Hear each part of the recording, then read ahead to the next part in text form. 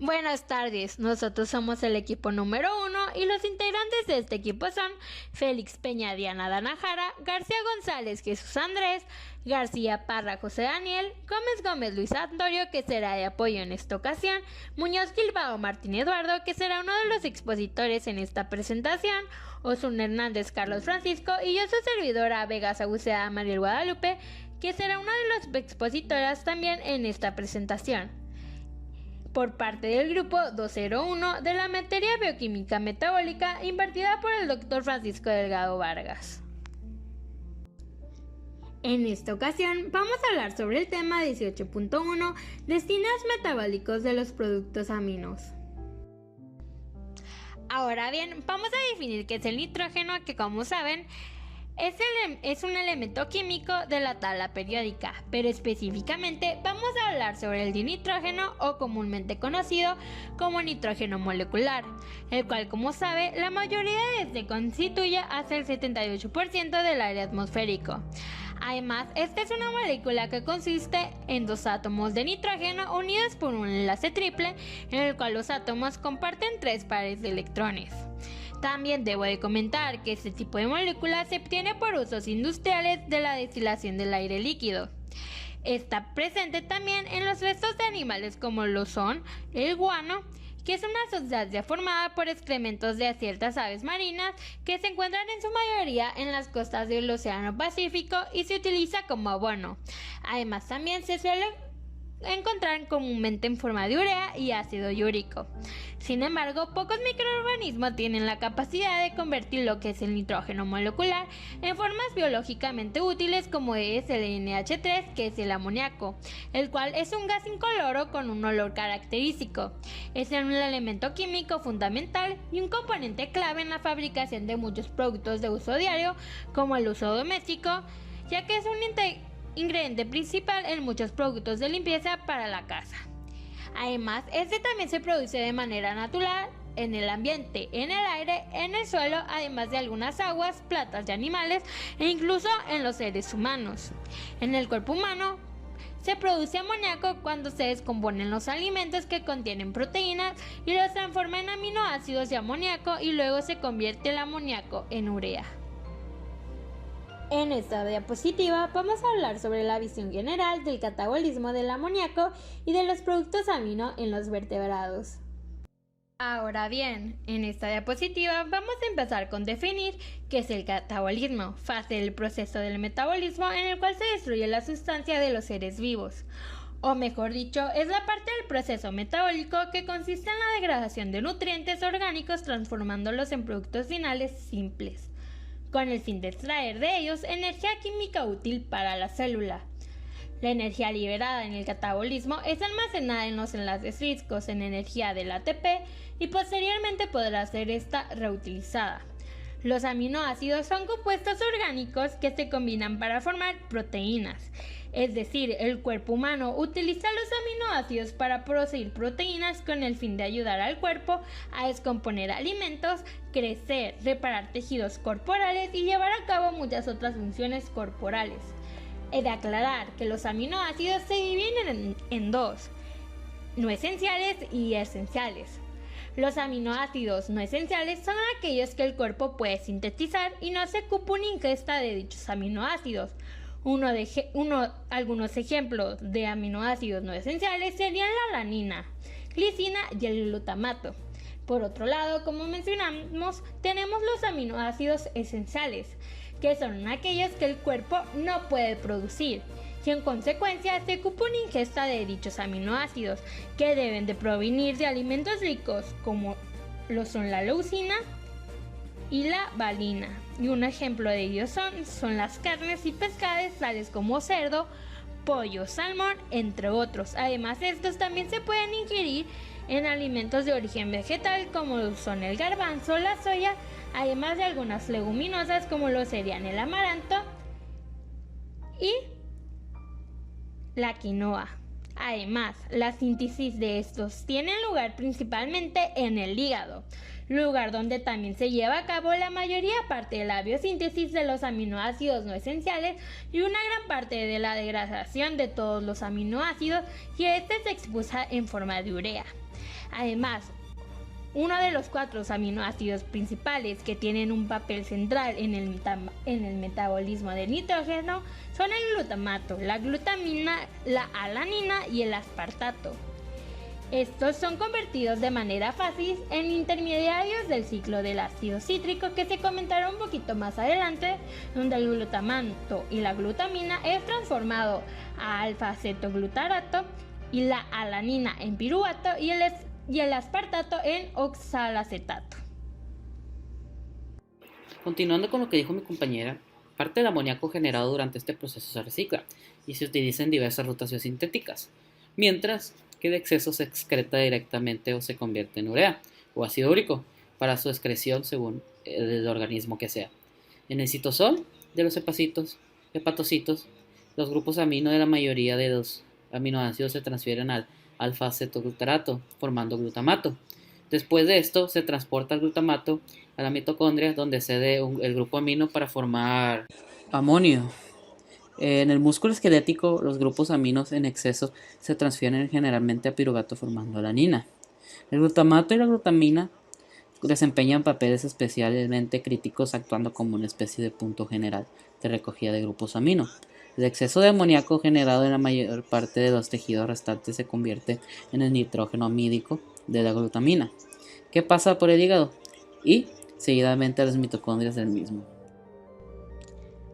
Ya comentado lo anterior, vamos a hablar sobre las formas de excreción del nitrógeno. Los aminoácidos son sustratos de multitud de procesos biosintéticos esenciales. Sin embargo, las dietas normales contienen un exceso de aminoácidos respecto a las necesidades de síntesis proteica o de otros contribuyentes celulares, con lo que la mayor parte de este exceso se degrada a productos que bien se oxidan para obtener energía o se almacenan en forma de grasa o glucógeno. Sea cual sea la situación, el nitrógeno se libera como amoníaco, parte del amoníaco se reutiliza en la síntesis de aminoácidos, como venimos comentando anteriormente, parte se destina a otras reacciones biosintéticas, algo se secreta a través de la orina, pero la mayor parte se convierte en urea, la cual se excreta por los riñones. Además, el exceso de amoníaco generado en otros tejidos es transportado al hígado en forma de grupos amino para su conversión en forma de excreción. Un ejemplo de ello sería el amoníaco, es decir, el NH4 en forma de ion amino, el cual en su mayoría son de animales vertebrados acuáticos tales como peces y larvas. Además tenemos al urea, que estos se obtienen de animales en su mayoría vertebrados terrestres, al igual que algunos tiburones. Por último, tenemos el ácido úrico, que se obtiene de animales como aves y reptiles. En esta diapositiva vamos a comentar sobre la proteína de la dieta. Se degrada enzimáticamente a aminoácidos. Como ya saben, a diferencia de los hidratos de carbono y lípidos, una parte significativa de la digestión de proteínas tiene lugar en el estómago. ¿Esto qué quiere decir? En los seres humanos, la degradación de las proteínas ingeridas a sus aminoácidos tiene lugar en el extracto intestinal. La entrada de proteína en el estómago estimula la secreción de la hormona gastrina por la mucosa gástrica, así estimulando la secreción de ácido clorhídrico por las células parentales y pepsinógeno por las células principales de las glándulas gástricas. Este es un precursor inactivo y se convierte en pepsina activa por ruptura autocatalítica a pH bajo. Además, la pepsina inicia el proceso de la degradación de las proteínas en el estómago. En el estómago, la pepsina hidroliza las proteínas ingeridas a niveles de los enlaces peptídicos que están en el lado amino terminal de los reducidos aminos aromáticos, además cortando cadenas polipeptídicas largas, generando peptídeos mucho más pequeños.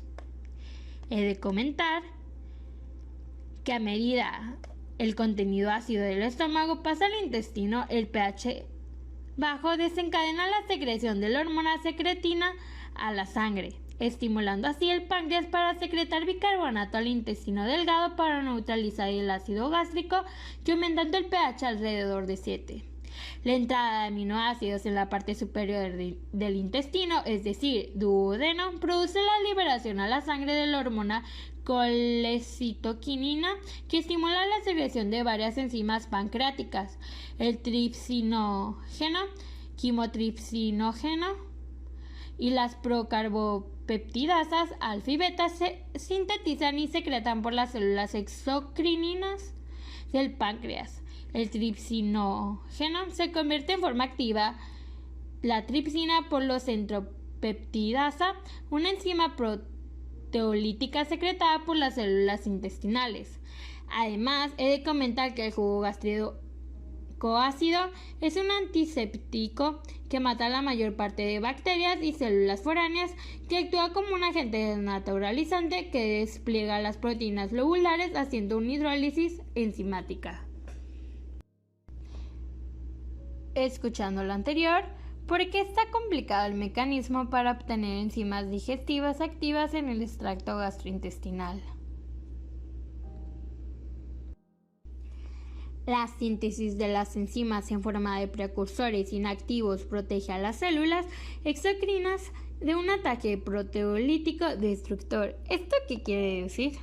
El páncreas se autoprotege además contra la propia digestión produciendo un inhibidor en específico, es decir, una proteína denominada inhibidor pancreático de tripsina. La tripsina y la quimotripsina hidrolizan aún más los péptidos resultantes de la acción de la pepsina en el estómago. La degradación de los péptidos cortos en el intestino delgado se completa ahora contra peptidasas intestinales, carboxipeptidados alfa y betas, eliminan los residuos carboxilo-terminales sucesivos de los péptidos. La aminopeptidasa, esta hidroxila residuos aminoterminales sucesivos de péptidos cortos. La mezcla final de aminoácidos libres se transporta a las células epiteliales que cubren al intestino delgado, después entran en los capilares sanguíneos, en las vellosidades y se transportan al hígado. Además, en los humanos la mayoría parte de las proteínas de origen animal se hidroxilan casi completamente a aminoácidos en el extracto gastrointestinal. Además, mientras algunas proteínas fibrosas como la queratina son parcialmente dirigidas, además, el contenido proteico de algunos alimentos vegetales está protegido por cáscaras de celulosa que son no dirigibles. Pancreatitis aguda. El páncreas, como saben, es una glándula ubicada en el abdomen que mide de 12 a 15 centímetros. Además, pesa alrededor de 70 y 110 gramos. Esta glándula tiene funciones digestivas y hormonales. Las enzimas que secretan favorecen el metabolismo de carbohidratos, grasas, proteínas y ácidos en el duodeno. Cuando esta glándula sufre inflamación aumenta su volumen y en los casos graves hay destrucción del tejido pancreático conocida como necrosis pancreática. Si la necrosis pancreática se complica con infección, el individuo que la padece tiene un alto riesgo de mortalidad. Además, la pancreatitis aguda es frecuentemente en 40 a 50 años de edad y afecta más a hombres si se produce por ingesta abundante de alcohol y alimentos ricos en grasas, y mujeres si la pancreatitis es complicación de tener cálculos en la vesícula y vías biliares. Además, se caracteriza por la inflamación aguda del páncreas y del tejido alrededor de este. La pancreatitis aguda se divide en moderada y severa. La moderada pues solo aumenta el volumen del páncreas. Por el otro lado, la severa, la inflamación es acompañada por complicaciones debido a la liberación de enzimas pancreáticas, lo que provoca digestión del tejido y afecta la circulación sanguínea, además generando colecciones líquidas alrededor del páncreas, que al infectarse crean abscesos que pueden llegar hasta la necrosis alrededor de la glándula y requiere cirugía para eliminarlas, así como tratamiento médico de este. El mejor tratamiento con la pancreatitis aguda es la prevención y disminuir o eliminar el consumo de alcohol y alimentos ricos en grasas. Ahora yo seguiré a hablar para el siguiente tema, que es el piridoxal-fosfato. Participa en la transferencia de grupos en la alfa-amino a alfa-cetoglutarato. Comenzaremos a hablar sobre los 6 puntos a destacar de este principal tema. tenemos el primer punto, que es el primer paso para el catabolismo de los aminoácidos, que es la eliminación del grupo alfa-amino catalizado por las enzimas denominadas aminotransferasas o transaminasas. Este efecto de reacciones a lo que se refiere a la transaminación es recoger a los grupos aminos de muchos aminoácidos, por ejemplo, en el que vamos a hablar, que es del L-glutamato, el cual funciona como dador de grupos aminos para las rutas biosintéticas o de excretación de la eliminación de los productos nitrogenados y para el desecho. El siguiente punto, estaremos estableciendo que el grupo alfa-amino se transfiere al átomo de carbono de alfa-cetoglutarato, dejando el alfa-cetoácido correspondiente a del aminoácido. Esto lo veremos ahorita en unas imágenes. Tenemos el otro punto donde tenemos que todos los aminotransferasas tienen el mismo grupo prostético y mecanismo de reacción. El grupo prostético es piridoxal de fosfato o PLP, que es la forma coenzimática de la piroxidona. Tenemos a destacar que las células tienen varios tipos de aminotransferasas y estas difieren de su especialidad para cada aminoácido, por lo que se nombran en función a su dador del grupo amino. Ahora hablaremos del piridoxal fosfato. Esta enzima funciona como un transportador intermediario de grupos aminos en el sitio activo de las aminotransferasas. También intervienen en algunas reacciones de los carbonos alfa, beta y gamma de los aminoácidos, que incluyen transaminaciones, descarboxilaciones y transaminaciones. ¿A qué se refiere esto? A que el piridoxal fosfato experimenta transformaciones reversibles del piridoxal fosfato a piridoxina fosfato, cuya diferencia es que una forma acepta y que otra cede el grupo amino. Normalmente el piridoxal fosfato está unido de manera covalente a un sitio activo de la enzima a través de una base Schiff. Y el otro punto donde las aminotransferasas son ejemplos de enzimas que catalizan reacciones bimoleculares de ping-pong. Estas reacciones son en las que el primer sustrato reacciona y su producto abandona el centro activo antes de que se una en el segundo sustrato. Así que el aminoácido entra y se une al sitio activo. Cede el grupo amino del piridoxal fosfato y sale en forma de alfa-cetoácido. Luego entra un alfa-cetoácido y se une al centro activo y acepta el grupo amino de la piridoxina fosfato y sale en forma de aminoácido. Y por eso el nombre de reacciones bimoleculares de ping-pong. Ahora hablaremos de la transaminación, que es un punto que ya habíamos rescatado en las diapositivas anteriores. Para empezar, tenemos que la transferencia del grupo amino a un grupo acetoácido se refiere a la transaminación, que es lo que está pasando en este paso. Tenemos que un aminoácido con su función amino y como un sustrato que tenemos como acetoácido, alfa-acetoácido, tenemos que lo que sucede después es que la enzima aminotransferasa, que es la que va a actuar y va a transferir al grupo amino del aminoácido al acetoácido, lo cual nos va a dar un nuevo acetoácido, que es lo que tenemos aquí, y un nuevo aminoácido. Para llevar a cabo este proceso necesitamos la piridoxal fosfato como una enzima que va a actuar como término medio de una reacción, y lo que va a hacer es que va a permitir la transferencia de un grupo amino del aminoácido alfa-cetoácido. Por lo tanto, tenemos que el piridoxal fosfato se va a unir al aminoácido dándonos una base de Schiff, que es lo que está ocurriendo aquí. Esta base de Schiff lo que va a estar constituida por el piridoxal fosfato, que se unió al aminoácido, y que una vez que esté unido a estos, la aminotransferasa lo que hace es quitar el resto del acetoácido, que es esta parte, y la base de Schiff se quedaría con la función amino, que luego sería trasladada al acetoácido receptor, que es el que está aquí, y lo que nos daría un nuevo aminoácido. Y eso es cómo actuaría. Y ahora estaríamos entrando en la transaminación catalizada enzimáticamente. Ahora en esta imagen podemos apreciar que la transaminación cataliza enzimáticamente, tenemos que el aminoácido y el alfa-cetoglutarato, en el que la aminotransferasa que tenemos unido al pirodoxidofosfato fosfato en el sitio activo. Esto desaminará al L-aminoácido y aminará al alfa-cetoglutarato, dándonos como resultado la transaminación obtenida por el L-glutamato y el alfa-cetoácido. El tema que sigue es el glutamato, que libera su grupo amino en forma de amoníaco en el hígado. Pues a continuación los grupos aminos que se han de eliminar del glutamato, que prepararlos para la excreción. En los hepatocitos el glutamato se transporta del citosol a la mitocondria, donde se experimenta una desaminación oxidativa catalizada por el L-glutamato deshidrogenasa. Y la acción combinada de una aminotransferasa y el glutamato deshidrogenasa se le llama transedaminación, y algunos aminoácidos se saltan esta ruta y directamente experimentan la desaminación oxidativa.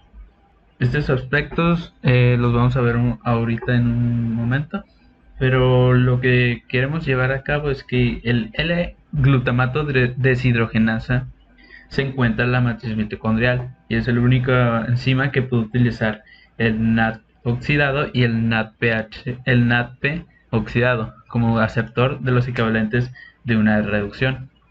El producto de cualquiera de estos procesos de desaminación es el amonio. Para explicarlo mejor, utilizaré esta imagen para dar una idea de la transaminación. Tenemos que todos los aminoácidos por transaminación siempre nos van a dar un cetoácido, es decir, cualquier aminoácido que va a reaccionar con un alfa-cetoácido, que se pueden ser, en este caso tenemos el piruvato o también el oxalacetato, que va a sufrir una transaminación y que nos van a dar de nuevamente un cetoácido y una analina en el caso del piruvato, ya que porque el piruvato sí recibe un grupo amino de cualquier aminoácido, ya que la alalina es un piruvato con un grupo amino, e igualmente el aspartato en el caso del oxalacetato, ya que el aspartato es un oxalacetato con un grupo amino. Tanto la alalina como el aspartato tenemos que junto con el alfa-cetoglutarato, que me van a dar por transaminación un acetoácido y un glutamato, el cual por desaminación oxidativa ya vamos a obtener y recuperar el alfa-cetoglutarato, que es lo que estábamos hablando previamente en la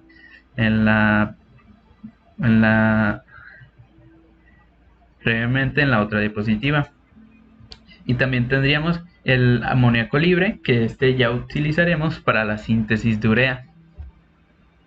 Para complementar, tendremos estos otros dos puntos, donde tendremos que la glutamato deshidrogenasa es una enzima alostérica que de 6 subunidades idénticas, las cuales tienen una actividad que está influida por un complejo modulador alostérico, y los moduladores más estudiados son el modulador positivo de ATP y el modulador negativo del GTP.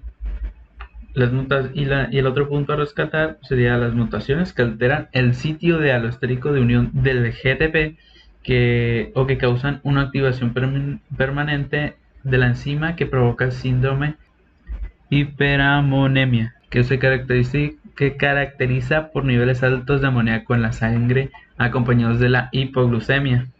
Aquí ya tendremos la reacción catalizada que acabamos de ver previamente en la última imagen, pero aquí ya partimos del glutamato y vamos a hablar sobre cómo la reacción es catalizada por la L-glutamato deshidrogenasa, donde aquí tenemos una desaminación oxidativa del glutamato, pero aquí la vamos a explicar por la reacción catalizada del L-glutamato por la enzima L-glutamato deshidrogenasa, donde tenemos que la desaminación oxidativa, que es del glutamato, tenemos que el L-glutamato presenta el grupo amino en presencia de la enzima glutamato deshidrogenasa, lo que esta va a oxidar el glutamato del alfa-cetoglutarato y nos va a oxidar el glutamato y nos va a dar el alfa-cetoglutarato y un ion de amonio libre.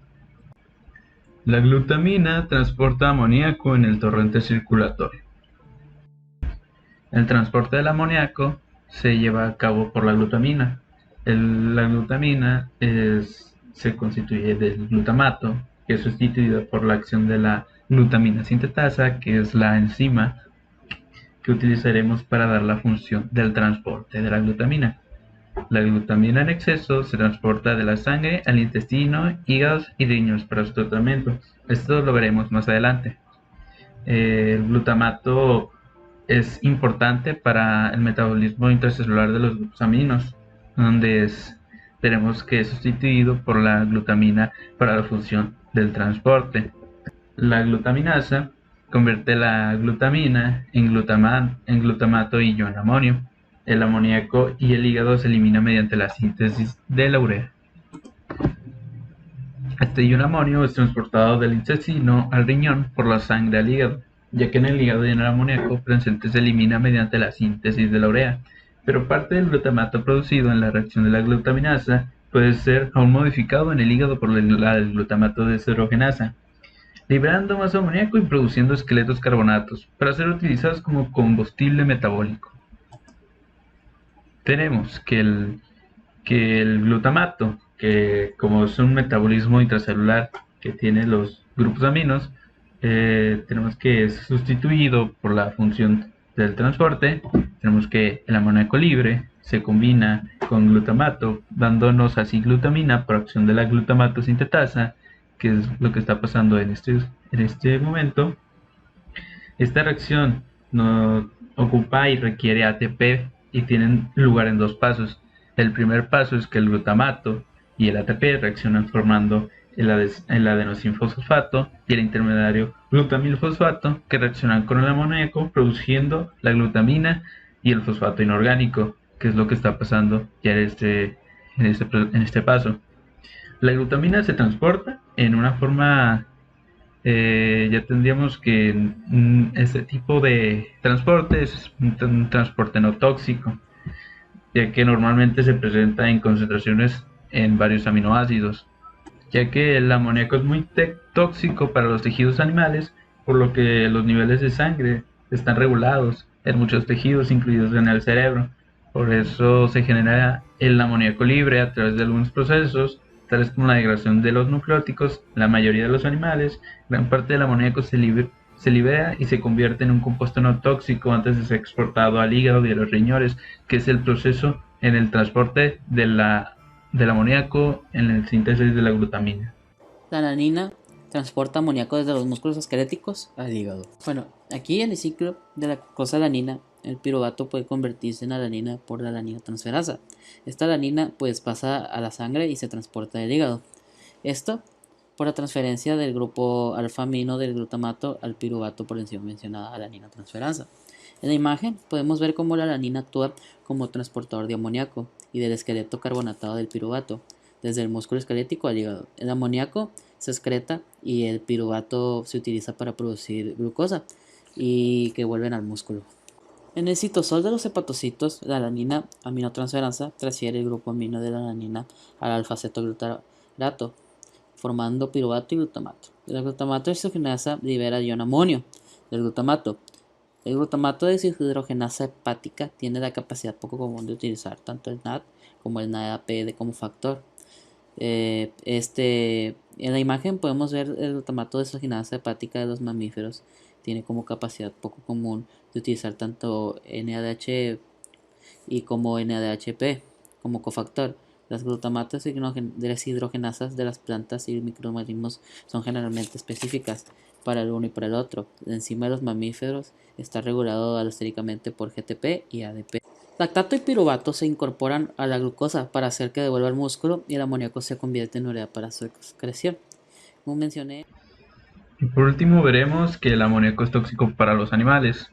Como ya habíamos visto en una diapositiva anterior, el amoníaco es tóxico para los tejidos de los animales. La producción catabólica del amoníaco es un problema bioquímico serio, ya que este es muy tóxico. Para empezar, tenemos que en el punto 1, en el cerebro, tenemos que las lesiones debido a la toxicidad del amoníaco en el cerebro producen un deterioro cognitivo, como ataxia y ataques epilépticos, en caso de extremos que se pueden llegar a presentar hasta hinchazón de este y llevar hasta la muerte. En el sangre del amonio y del amoníaco, tenemos que el 98% del amoníaco que está presente en la sangre se encuentra en forma protonada y este no cruza la membrana plasmática. La pequeña cantidad de amoníaco cruza fácilmente todas las membranas e incluso la hematoencefálica, pudiendo entrar a las células, y aquí es donde se puede protonar. La amenación reductora del alfa-cetoglutarato.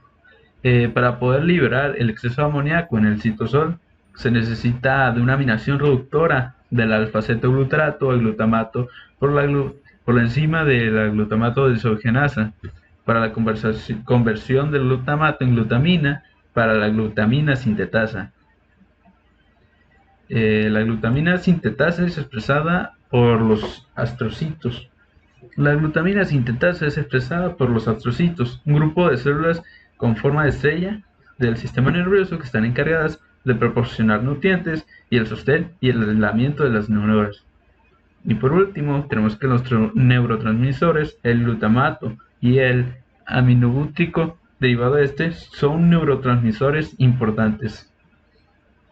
En estos otros puntos tenemos que el iono de amonio aumentado altera las capacidades de los astrocitos de maneras de la homeostasis del potasio a través de la membrana.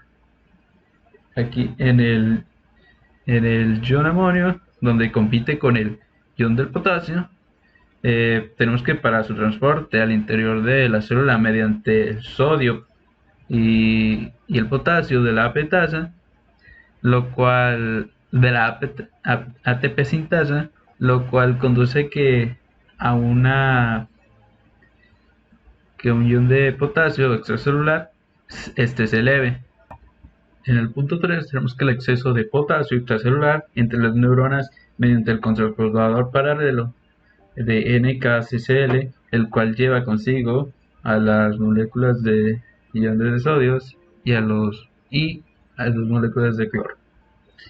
El exceso de cloro en las neuronas altera su respuesta cuando el neurotransmisor GABA interactúa con sus receptores GABA, lo cual produce una desmoralización anormal y una actividad neuronal aumentada, lo cual nos podría explicar la incoordinación neuromuscular y los ataques que se producen por el envenenamiento del amoníaco. Y ya por último, tendríamos que el amonio extracelular elevado permanece elevado, o sea, la perturbación de los canales iónicos y de la acuaporina de los astrocitos provocan el hinchamiento de las células, lo cual resulta en un edema cerebral fatal. Esto sería todo de nuestra parte y veremos, ya si tiene una duda, la veremos en la sección de preguntas el martes con el profesor. Y ya sería todo.